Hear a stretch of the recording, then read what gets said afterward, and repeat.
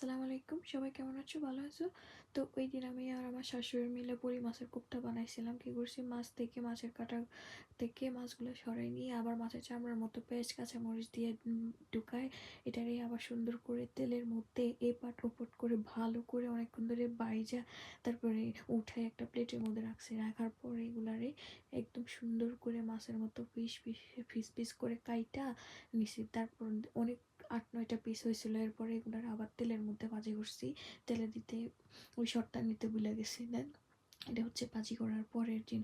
এরপরে তোমরা কাঁটাগুলো ফালাইতে পারবা না, ওইগুলো আরো সুন্দর করে দিয়ে মাইখা বাইচা খাইতে পারবা। দেন পেঁয়াজ কাঁচামরিচ তেলের মধ্যে দিয়ে দিলাম, দিয়ে একটু নুন আদা রসুন দিয়ে গুঁড়া মরিচ হলুদ জিরে সব কিছু একটু করে দিয়ে ভালো করে মশলাগুলোরে নাইড়া চাইড়া পানি দিয়া একটু ঢাকনা দিয়ে দিলাম। দেন মাছগুলা দিয়ে দিলাম, দিয়ে একটু নাইড়া চাইড়া এর মধ্যে টমেটো ধনিয়া পাতা দিয়ে আবার একটু রাখলাম। আজকে পর্যন্ত। Thank you for watching, by.